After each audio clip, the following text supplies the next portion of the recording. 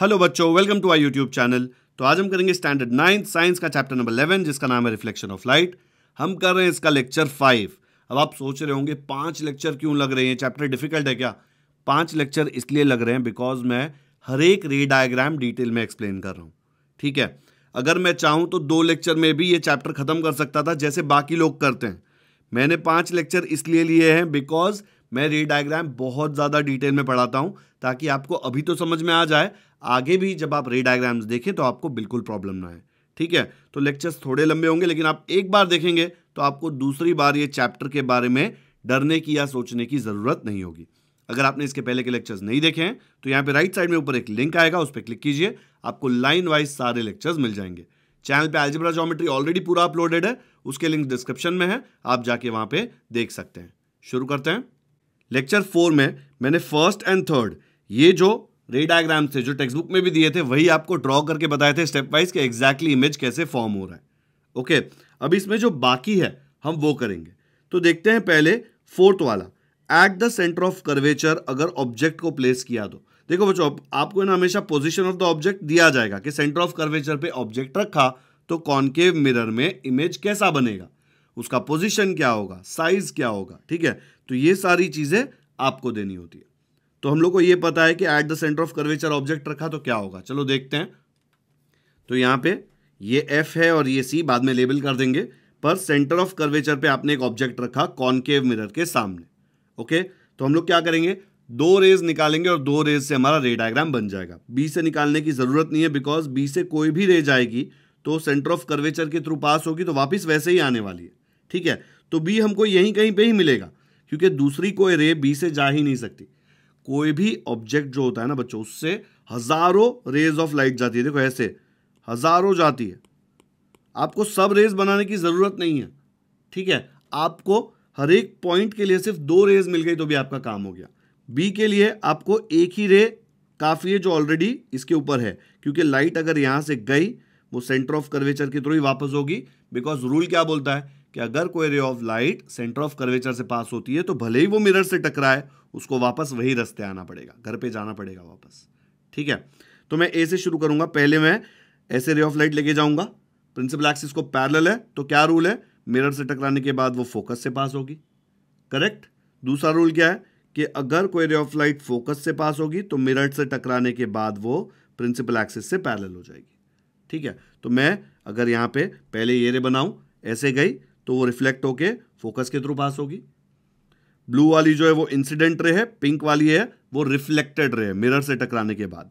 बाद में ब्लू रे देखो फोकस से पास होके मिरर से टकराई, अगर मिरर से टकराई फोकस से पास हो रही है ना तो उसको प्रिंसिपल एक्सिस से पैरेलल जाना पड़ेगा। कहां मिले ये लोग, यहां मिले। ये रेस कहां से शुरू हुई थी, ए से शुरू हुई थी, तो ये वाला जो पॉइंट है वो ए का इमेज है और बी का इमेज तो इधर ही आने वाला है। करेक्ट, तो ये इमेज ऐसा बनेगा। ए इधर है, देखो ए पे एरो था इसलिए एरो यहां पे आया। एरो से क्या पता चला कि इमेज उल्टा है, इन्वर्टेड है। ठीक है, तो ये हम लोग लेबल कर देंगे ए डैश और ये हो जाएगा बी डैश। ए डैश मतलब ए की इमेज, बी डैश मतलब बी की इमेज। दिख रहा है, बी और बी डैश ये केस में सेम है। इमेज कहां बनी, इमेज बनी है वहीं पे सेंटर ऑफ कर्वेचर पे। अगर आपको लेबल करना है इसको लेबल कर दो, करना ही है लेबल। और ये फोकस, मिरर का नाम है MN, ये आया P, ये आया Q, फिर ये आया R, ये आया S यहाँ पे तक। ठीक है, ये सारी हो गई हमारी लाइंस। और ये P जो है ना, ये P को इधर लिख लो, वो पोल है। आया समझ में? तो सेम साइज की इमेज बनी यहाँ पे। वीडियो पॉज करके अगर आपको ये डायग्राम कॉपी करना है, object at the centre of curvature का ये डायग्राम, तो आप कर सकते हैं। इमेज कौन सी साइड बनी है, मिरर के सामने साइड ही बनी है। ये कौन सी साइड होती है, रियल साइड। अगर इमेज पीछे बनती है तो क्या बोलते हैं उसको, वर्चुअल। तो हम लोग जब टेबल देखेंगे तो टेबल में क्या लिखा होगा, इमेज कहां फॉर्म हो रही है। अगर ऑब्जेक्ट सेंटर ऑफ कर्वेचर पे था तो इमेज भी सेंटर ऑफ कर्वेचर पे आई। इमेज की साइज सेम एज ऑब्जेक्ट है। इमेज इन्वर्टेड है। ठीक है, कैसी है, इन्वर्टेड। और ये साइड पे मिरर के फॉर्म हुई है तो रियल है इमेज। चलो देखते हैं क्या लिखा है टेबल में। तो ये रहा, देखो अभी हमने ये वाला किया, at the centre of curvature अगर ऑब्जेक्ट है तो इमेज भी, पोजीशन ऑफ द इमेज भी सेंटर ऑफ कर्वेचर पे ही आया हमको। नेचर ऑफ द इमेज क्या था, इन्वर्टेड था और रियल था। साइज ऑफ द इमेज क्या था, सेम एज द ऑब्जेक्ट। यही चीज हमने वो फिगर में ऑब्जर्व करी थी। ठीक है, तो ये फोर्थ वाला भी हमारा यहां पे होता है खत्म। अब देखते हैं नेक्स्ट फिफ्थ वाला, beyond the centre of curvature, मतलब सेंटर ऑफ कर्वेचर से भी दूर अगर ऑब्जेक्ट रखा तो इमेज कैसी बनेगी, उसका पोजीशन क्या होगा, उसका नेचर क्या होगा, ये आपको बताना है। चलो देखते हैं कैसे आएगा। तो यहां देख लो, beyond the centre of curvature मतलब सेंटर ऑफ कर्वेचर के भी बाहर, इधर बीच में नहीं। अगर यहां पे होता तो ऐसे बोलते हैं ना, सेंटर ऑफ कर्वेचर और फोकस के बीच में। Beyond the centre of curvature मतलब इस तरफ कहीं पे। तो मैं ऐसा ऑब्जेक्ट बना रहा हूं, ये भी एरो क्यों दिया, ताकि पता चले कि ऑब्जेक्ट का सर क्या है। ठीक है, अब क्या करेंगे, हम रे ऑफ लाइट डालेंगे।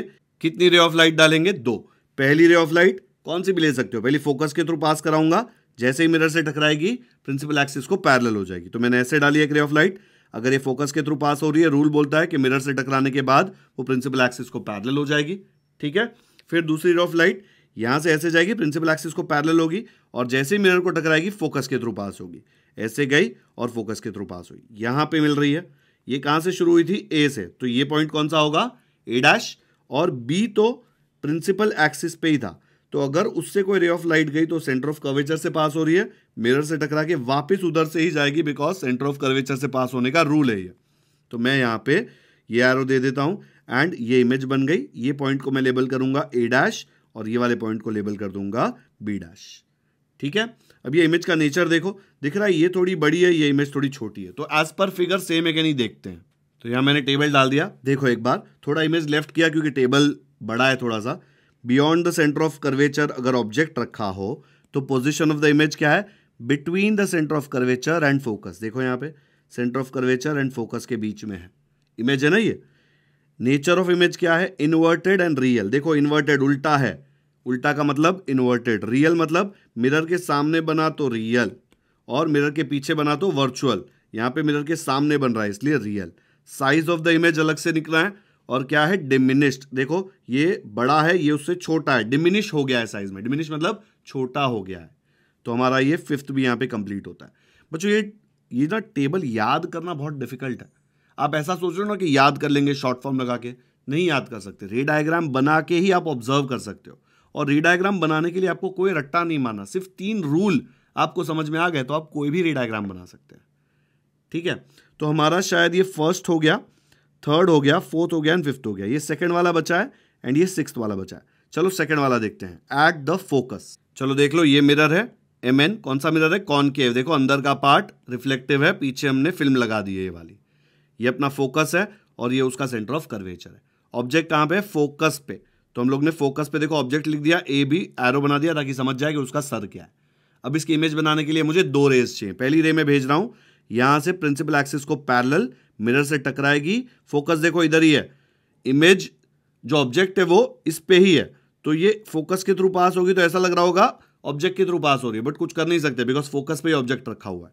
तो जब रे ऐसे गई मिरर से टकराने के बाद वो फोकस से जाएगी। एफ और बी सेम पॉइंट है बिकॉज ऑब्जेक्ट फोकस पे है।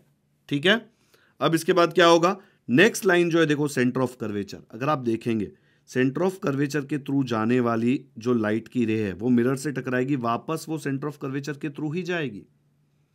ओके, तो ये आगे जाके ऐसे ही जाने वाली है। तो अगर मैं रे ऑफ लाइट बनाऊं तो देखो उस पर मैंने 2 एरो बनाए, बिकॉज पहले वो गई यहां से, मिरर से टकराई, फिर वापस यहां से यहां चली गई। आपको दिख रहा है ये कहीं पे मिल नहीं रही है, ये दोनों पैरेलल है और ये दोनों रे ए से ही शुरू हुई है। आपको ऐसा लग रहा है कि ये रे तो बी से पास हो रही है, लेकिन वो बी से शुरू नहीं हुई थी, शुरू ये भी ए से ही हुई थी। देखो दोनों रे ए से शुरू होके यहां गई, ये वाली रे ए से शुरू होके यहां गई, तो ये दोनों जहां पे भी मिलती वो आपको ए मिलता। मुझे एक बात बताओ, पैरेलल रेज कभी एक दूसरे से मिल सकती है क्या? कभी नहीं मिल सकती। पैरेलल लाइंस का वो प्रॉपर्टी होता है कि वो एक दूसरे से कभी नहीं मिलेगी। तो ये जब आगे जाएगी तो होगा क्या, ये कभी मिलेगी ही नहीं। तो जब इसको आप लेबल कर दोगे और हम टेबल देखेंगे तो हम ये एट द फोकस वाला देख रहे थे, हाईलाइट कर दूं क्या? 1 मिनट रुक जाओ, ये हाईलाइट कर दिया मैंने। तो एट द फोकस जब आपने ऑब्जेक्ट को रखा तो हुआ क्या, position of the image I infinity पे। क्यों? बिकॉज ये इंफिनिटी कहीं मिलेगी ही नहीं आगे जाके, आपके पेज पे या आपके लाइफ में तो नहीं मिलेगी। तो हम लोग इमेजिन करते हैं कि ये इंफिनिटी पे जाके मिलेगी। ठीक है, इसलिए एट इंफिनिटी लिखा हुआ है। Parallel lines they meet at infinity. Nature of the image क्या होगा, इन्वर्टेड एंड रियल। क्यों रियल? क्यों देखो ये कहां पे भी मिली इंफिनिटी, तो भी मिरर के यही साइड मिलेगी ना। ऐसा थोड़ी ना कि अचानक से बोलेगा अरे चलो टर्न मार के इधर जाते हैं और फिर यहां पे जाके इन्फिनिटी पे मिलेंगे, ऐसे तो नहीं होता ना। मिरर के इस तरफ ही मिलेगी। तो इमेज हमको पता है कि रियल तो है ही, प्लस ये दिख रहा है ये इसके नीचे ही ये लोग कहीं पे मिलेंगे। इन्फिनिटी पे भी आगे जाके सपोज इमेजिन कर लो इन्फिनिटी इधर है, तो यहाँ पे लोग मिल गए तो इधर मिलेंगे। ये रे कहाँ से शुरू होती? ए से, तो ए तो इधर ही होगा ना। इमेज जब बनेगी तो उल्टी बनेगी, ऐसे बन नहीं रही भाई, इन्फिनिटी पे बनेगी। इन्फिनिटी पेज मेरे पास है नहीं, उतनी जगह हमारे पास नहीं है, बट इन्वर्टेड ही बनेगी बिकॉज ये दोनों रे ए से शुरू होने वाली रेज है और ये नीचे ही कहीं पे मिलेगी। तो नेचर ऑफ द इमेज क्या है? Inverted. Size of the image क्या होगा? साइज ऑफ द इमेज हो गया। साइज ऑफ द इमेज क्या होगा? साइज ऑफ द इमेज होगा वेरी लार्ज, बिकॉज ये जहां पे भी आगे मिलेगी वो तो सिर्फ पॉइंट ए है। दिख रहा है कितना नीचे मिलेगी वो इससे, इन्फिनिटी पे, करोड़ों किलोमीटर दूर। तो जो लार्ज इमेज होगी एकदम ही ज्यादा, ठीक है। तो एट द फोकस जब होगा तो बहुत इजी रे डायग्राम होता है, बिकॉज आपको इमेज तो बनानी ही नहीं पड़ती, बिकॉज इमेज बनाना पॉसिबल ही नहीं है। इमेज बनाना पॉसिबल क्यों नहीं है? बिकॉज इमेज बन रही है इन्फिनिटी पे। इन्फिनिटी पे क्यों बन रही है? बिकॉज ये दोनों लाइन मिलके ए का इमेज बनाती है, सिर्फ ए पॉइंट का, और वो दोनों पैरेलल लाइंस है जो कभी हमारे वर्ल्ड में तो नहीं मिलती, इन्फिनिटी पे मिलती है। ओके, इसलिए इमेज बनेगी इन्फिनिटी पे। आया समझ में? वीडियो पॉज करके अगर ये भी कॉपी करना है तो कर लो। डन। तो हमने ये 5 रे डायग्राम बहुत ज्यादा डिटेल में एक एक पॉइंट सबका देखा है, ठीक है। नहीं समझ में आया, वीडियो रिवाइंड करके प्लीज वो रे डायग्राम देख लो, ताकि आगे जाके लाइफ में कभी भी रे डायग्राम में आपको प्रॉब्लम ना आए। ये जो 6th रे डायग्राम है ना, बनाना थोड़ा मुश्किल है, बिकॉज आप देख रहे हो पोजीशन ऑफ द ऑब्जेक्ट है at a very large distance, infinite distance. मेरे इतने छोटे से पेज में ना मैं इनफाइनाइट डिस्टेंस नहीं बता सकता, तो मैं ऑब्जेक्ट जो है वो ले ही नहीं पाऊंगा। इसलिए ये वाला रे डायग्राम मैं नहीं बना पा रहा, बिकॉज उतना लार्ज डिस्टेंस मैं ज्यादा से ज्यादा कितना ले पाऊंगा कि मिरर यहां बना दिया और ऑब्जेक्ट आपका यहां पे है, ठीक है। इससे ज्यादा स्पेस मेरे पास है नहीं, और ये इन्फिनिटी नहीं है, बहुत छोटा सा डिस्टेंस है। बहुत बड़ा पेज लेके ऑब्जेक्ट आप बहुत ज्यादा दूर लेंगे तो थोड़ा सा इसके आजू बाजू वाली प्रॉपर्टीज मिलेंगी। एग्जैक्टली ये नहीं मिलेगी, बिकॉज एग्जैक्टली ये मिलने के लिए ऑब्जेक्ट इनफाइनाइट डिस्टेंस पे होना चाहिए, ठीक है। तो ये 6th वाला इसलिए नहीं बना रहा है, इजी, बट हमारे पेज पे बनाना पॉसिबल नहीं है। तो ये 5 मैंने आपको बना के दे दिया, ये 5 ही इंपॉर्टेंट है बहुत। ये 6 आप देख सकते हो कि कितना सिंपल है उसका पॉइंट्स, ऐसा नहीं है कि उसमें बहुत कुछ ज्यादा अलग अलग दिया है। एक और चीज मैं बता दूं कि कॉनकेव मिरर में अगर आप नेचर ऑफ द इमेज देखें तो सब जगह इन्वर्टेड रियल है, सिर्फ इसको छोड़ के। जब पोल एंड फोकस के बीच में ऑब्जेक्ट रखा ना, तभी ही सिर्फ नेचर ऑफ इमेज इरेक्ट और वर्चुअल होता है, नहीं तो हमेशा इन्वर्टेड और रियल होता है, ठीक है। आया समझ में? नेचर ऑफ इमेज बहुत ईजी है समझना, सिर्फ एक ही अलग है, बाकी सब सेम है। अगर रे डायग्राम्स अच्छे से समझ में आ गए तो कमेंट्स में जाके थम्स अप दे दो। वीडियो को तो लाइक करो, पर कमेंट में जाके बताओ कि रे डायग्राम्स हमको अच्छे से समझ में आ गए। मुझे पढ़ के अच्छा लगेगा और मुझे और मोटिवेशन आएगा आप लोगों के लिए ज़्यादा वीडियोस बनाने में। आगे बढ़ते हैं। तो हमने ये सारे रे डायग्राम्स ट्राई कर लिए। उसके बाद आता है images found by convex mirror. अभी कॉन्वेक्स मिरर के जो रे डायग्राम्स है ना, उसके बाजू में रिमेनिंग लिख रहा हूँ, बिकॉज ये वाला कॉन्सेप्ट एक्सप्लेन करने के लिए मुझे आपको ये कॉन्सेप्ट एक्सप्लेन करना पड़ेगा। ये कॉन्सेप्ट एक्सप्लेन करूंगा और कॉन्वेक्स मिरर कैसे बिहेव करता है वो एक्सप्लेन करूंगा, फिर आपको ये रे डायग्राम समझेगा। और कॉन्वेक्स मिरर में ये एक ही रे डायग्राम है, तो बहुत ही टाइम पास है, ठीक है। बट बिना इसके नॉलेज के आप कर नहीं सकते। टेक्स्ट बुक में पता नहीं ऐसे क्यों दिया है कि पहले ये दे दिया। तो आते हैं divergence and convergence of light पे। आप इसमें 2 एक्टिविटीज दी है, ठीक है, A and B. Take 5 sticks from match box, arrange them so that the heads come together at a point. देखो हेड्स, ये हेड्स है, they come together at a point. In this arrangement the heads of the match sticks are said to have converge. ये head है ना match stick का, एक जगह मिल रहा है, कन्वर्ज कर रहा है। कन्वर्ज करना मतलब एक जगह मिलना, okay. Now arrange the sticks so that their uncoated ends are together at a point. Uncoated मतलब ये वाला, देखो ये तो कोटिंग होती है रेड वाली, ठीक है, रेड ब्राउन कुछ भी हो सकती है। तो अनकोटेड हेड्स जो है वो एक साथ है, ऐसे अरेंज करो उनको। The heads are spread apart. ये हेड्स देखो एक दूसरे से दूर है। आप इसको और भी बड़ा मैच स्टिक ले लो ना, बड़ा मैच स्टिक भी आता है पता है ना, तो वो एक दूसरे से और दूर होते जाएंगे, ठीक है। तो आप देखेंगे तो हेड्स एक दूसरे से दूर जा रहे हैं, वो डाइवर्ज कर रहे हैं। एक दूसरे से जब मिलते हैं तो उसको बोलते हैं कन्वर्ज, एक दूसरे से दूर जाते हैं तो उसको बोलते हैं डाइवर्ज। कन्वर्ज और डाइवर्ज का मतलब समझ में आ गया? ये बहुत इंपॉर्टेंट है समझना, ठीक है। एक दूसरे से दूर जाना, डाइवर्ज होना। A concave mirror is also called a focusing mirror. Focus करने के लिए हम कॉनकेव मिरर यूज करते हैं। This is because as shown in figure 11.14a parallel rays get focused after reflection in this mirror. आप 11.14 में ये वाला फिगर है, ठीक है, उसमें ये ए फिगर देख लो, ये अपना कॉनकेव मिरर है, देखो केव बन रही है ना, ये फिल्म लगा दी, अंदर का पार्ट अगर आप पूरा कंप्लीट कर दो, देखो अंदर एक होल है, सर्कल के अंदर केव बन रही है, वो केव के अंदर रिफ्लेक्शन है, मतलब कौन सा मिरर, कॉनकेव मिरर। अब आप देखो ये लाइन जो है प्रिंसिपल एक्सिस के पैरेलल है, अगर प्रिंसिपल एक्सिस के पैरेलल है तो रिफ्लेक्ट होकर कहां से जाएगी, फोकस के थ्रू जाएगी। ये वाली लाइन भी फोकस के थ्रू जाएगी, ये वाली लाइन भी ऐसे पैरेलल है तो फोकस के थ्रू जाएगी। कोई भी लाइन यहां पे आप देख लो ऐसे करेंगे तो फोकस के थ्रू ही जा रही है। सारी लाइन एक जगह मिल रही है, कन्वर्ज हो रही है, फोकस कर रही है एक जगह पे, ठीक है। तो ये लोगों ने जो लिखा है यहां पे कि parallel rays get focused after reflection in this mirror, इसीलिए उसको फोकसिंग मिरर बोलते हैं, फोकस पे आ जाती है सारी। The size of the image produced by this mirrors can be larger और smaller than the object depending upon the distance of the object from the mirror. ये तो रे डायग्राम जब हमने बनाए थे तब देखा था कि साइज ऑफ द ऑब्जेक्ट जो है वो डिपेंड करेगा, ठीक है, कि क्या होगा, बड़ा होगा छोटा होगा, जहां पे आपने ऑब्जेक्ट रखा उसके हिसाब से आएगा। A convex mirror is called a dispersing mirror, diverging mirror भी बोल सकते हैं, डिस्पर्स कर देता है, रेस को यहां वहां भेज देता है। This is because as shown in figure 11.14b parallel incident rays get dispersed after reflection in this mirror. यहां पे देख लो 11.14b, ये रे यहां पे आई। अब ये समझना बहुत इंपॉर्टेंट है, आप सोचेंगे अरे ये यहां पे आई तो जाके फोकस से मिलेगी, बट आप ऐसे इमेजिन करो, अगर आप ऐसे सरफेस पे रबर बॉल फेंकोगे, अगर स्ट्रेट रबर बॉल फेंका तो ऐसे आएगा कि ऐसे ऊपर जाएगा। देखो ना सरफेस ऐसा है, कर्व्ड है, इस पे आप कुछ भी ऐसे फेंकोगे तो ऐसे जाएगा ना ऊपर। ओके, जब आप इधर ऐसे रबर बॉल फेंक रहे थे, अंदर की तरफ कर्व था तो बॉल ऐसे ही गिरेगा, डायरेक्ट फोकस पे नहीं जाएगा, because rubber ball ray of light नहीं है। बट आपको समझ में आ रहा है, बट कॉन्वेक्स मिरर में जब आप यहां पे कुछ फेंकोगे तो ऐसे जाएगा, वो ऐसे नहीं होगा कि ऐसे लग के ऐसे आएगा, क्योंकि बाउंस इस तरफ जाएगा। वैसे ही रे ऑफ लाइट आएगी तो ऐसे जाएगी, ये आई तो ऐसे जाएगी, ये आई तो ऐसे जाएगी, इधर से भी किया तो ऐसे जाएगा। तो देखेंगे तो ये इस तरफ तो कहीं पे मिल ही नहीं रहे, लेकिन जो रिफ्लेक्टेड रेज है उनको आप एक्सटेंड करेंगे पीछे तो आपको दिखेगा कि अच्छा ये सारे लोग तो यहां पे फोकस पे मिल रहे हैं। ओके, सब लोग यहां पे फोकस पे मिल रहे हैं, बट कहां पे, मिरर के पीछे।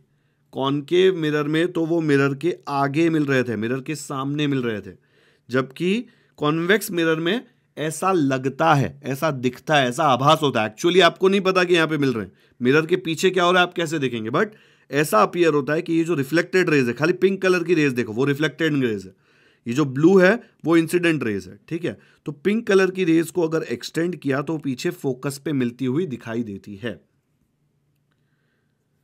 The size of the images produced by these mirrors is always smaller than the size of the objects. पहले ये देखो, parallel incident rays get dispersed after reflection in this mirror. ये आ ऐसे रही थी लेकिन दूर फैल गई, देखो एक दूसरे से।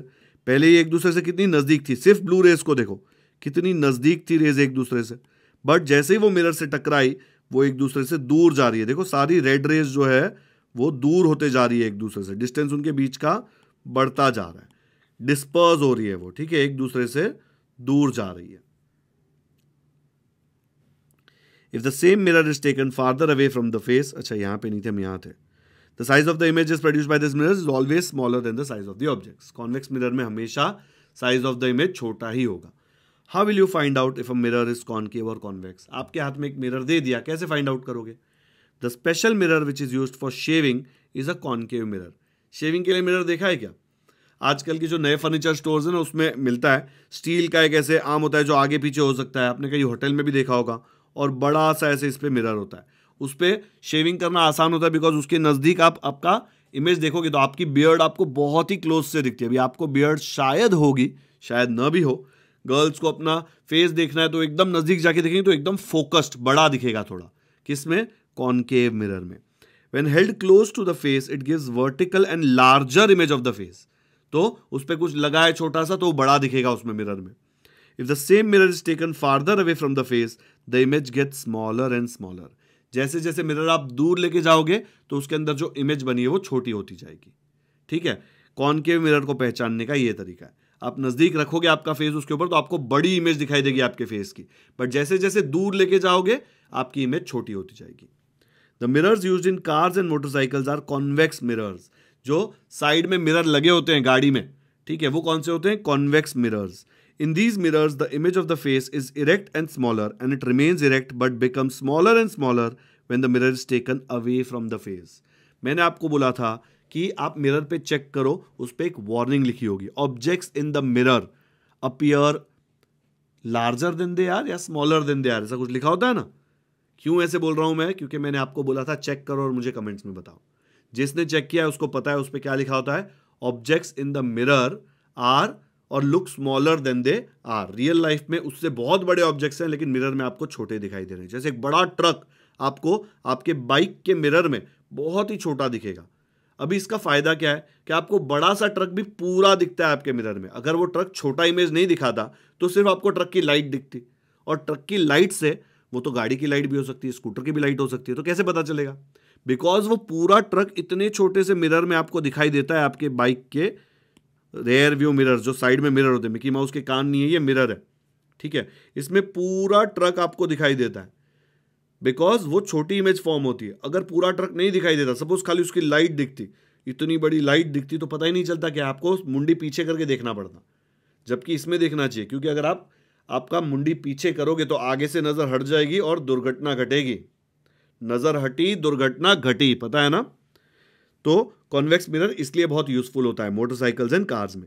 In these mirrors the image of the face is erect and smaller and it remains erect but becomes smaller and smaller when the mirror is taken away from the face. वो ट्रक जितना ज्यादा पीछे जाएगा उसकी image उतनी ही छोटी होती जाएगी। अगर आप भगाएंगे, बाद में स्पीड करेंगे, तो आपके इमेज में जो मिरर में इमेज है वो छोटी होती जाएगी बिकॉज आप ट्रक से दूर जा रहे हो। As a result we can see the images of the surroundings also in the mirror. आपको आजू बाजू का सब दिखता है मिरर में, इसलिए गाड़ी चलाने में आसानी होती है। Thus, we can determine the nature of the mirror by studying the images produced by them. Okay? इसमें इमेज बड़ी दिखती थी नजदीक रखते तब, इसमें इमेज छोटी दिखती है। When the light rays coming from an object enter our eyes, we can see the object because while passing through the lenses in our eyes, the rays converge and the image of the object forms on the retina of our eye. अपने आंख में अपने को nature ने, God ने, भगवान ने, जो भी है, उसके पीछे एक स्क्रीन दी आंख के अंदर जिसको रेटिना बोलते हैं, ठीक है। जो भी आपको दिखाई दे रहा है, अगर आप वीडियो देख रहे हो, ये वीडियो आपको क्यों दिखाई दे रहा है? बिकॉज रेज ऑफ लाइट आ रही है आपके आंख के अंदर, कन्वर्ज होके आपके आंख के अंदर रेटिना है पीछे, उस पे ये वीडियो की इमेज बन रही है, इसलिए आपको दिखाई दे रहा है। The image formed by the light rays actually converging at a point is a real image. Real image क्यों है? बिकॉज वो एक स्क्रीन, रेटिना एक स्क्रीन है, उसके ऊपर दिखाई दे रही है, ठीक है। अ real image can be obtained on a screen. आपके आंख के केस में आपको भगवान ने ऑलरेडी स्क्रीन दी हुई है, रेटिना, ठीक है, ऊपर वाले ने आपको ऑलरेडी स्क्रीन दी हुई है, और जो इमेज आप स्क्रीन पे डाल सकते हैं उसको रियल इमेज बोलते हैं। ये बहुत इंपॉर्टेंट ऑब्जेक्टिव है, फिल इन द ब्लैंक्स में आ सकता है।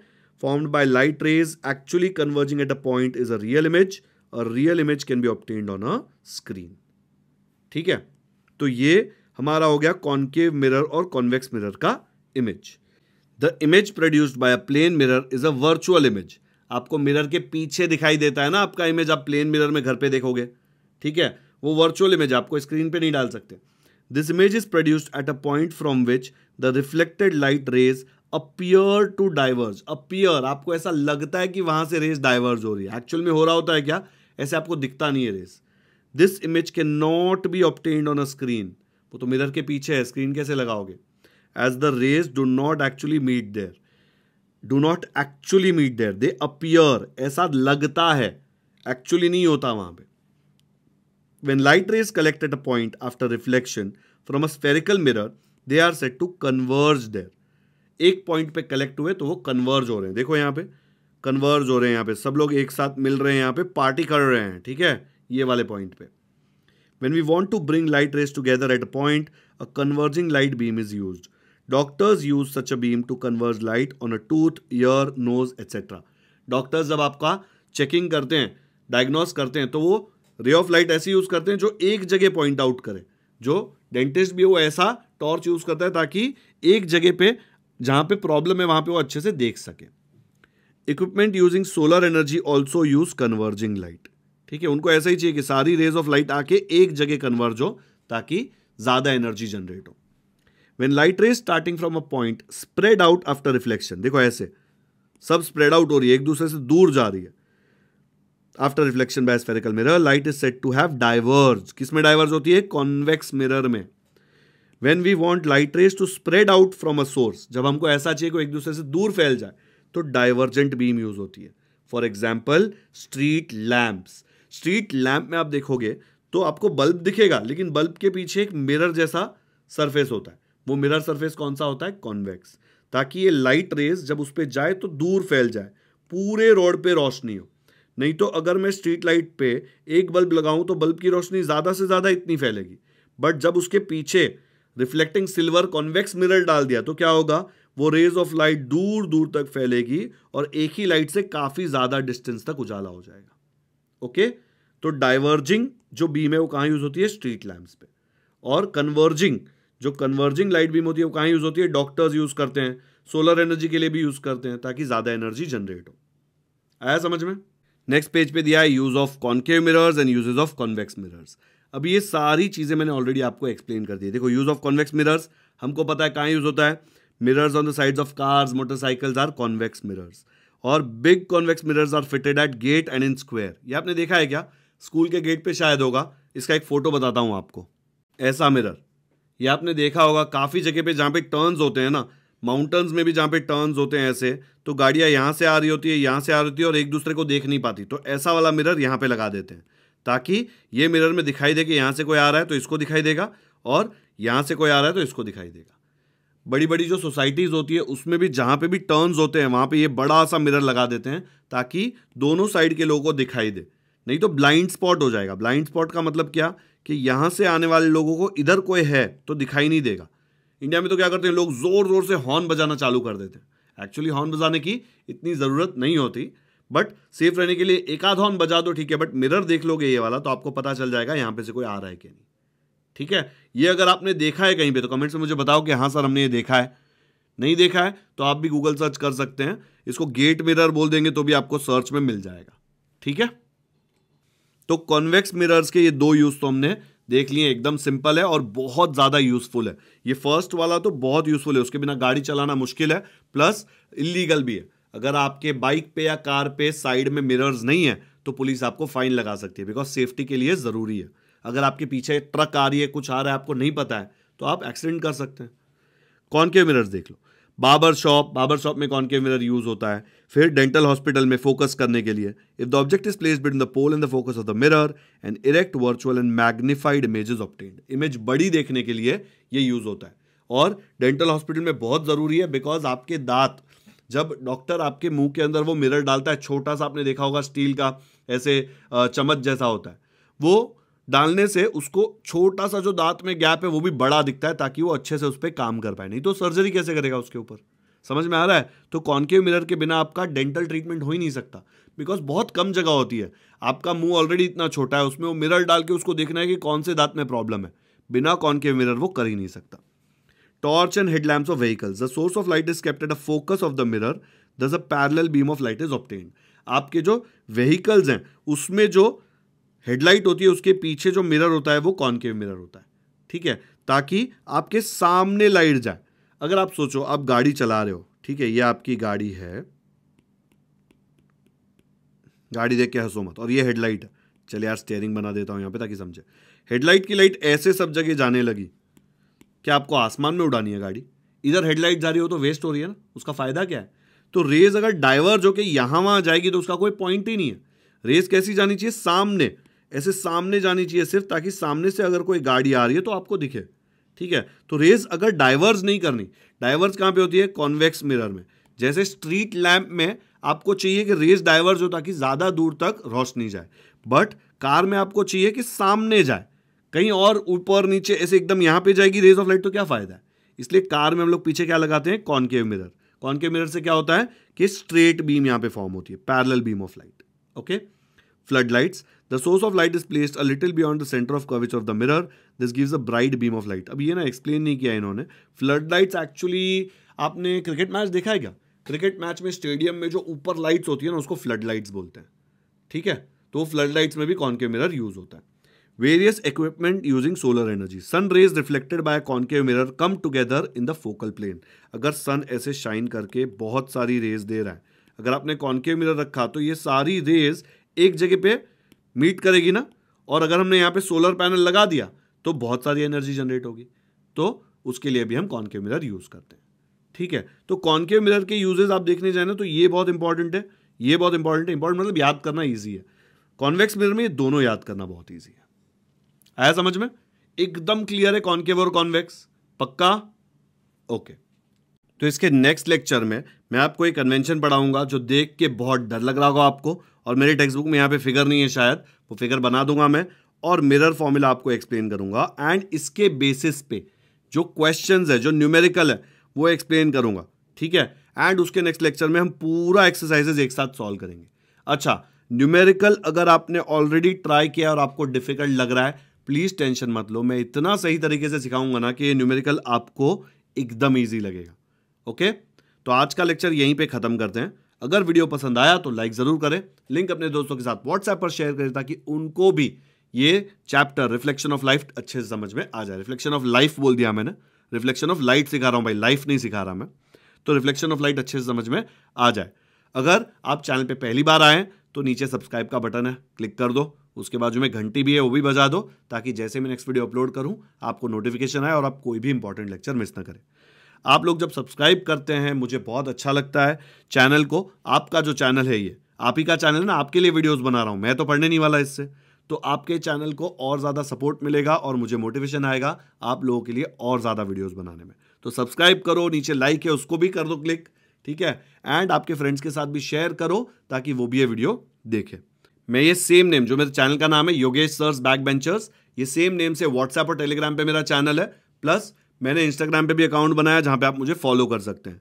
वहां पे आप मुझसे चैट भी कर सकते हैं और आपको वहां पे लेटेस्ट अपडेट्स भी मिलेंगे। तो ये तीनों जगह पर आप मुझे ज्वाइन कर सकते हो। डिस्क्रिप्शन में तीनों का लिंक मैंने दिया हुआ है। कमेंट्स में मुझे जरूर बताएं कि आपको ये वीडियो कैसा लगा। Thank you so much for watching this video.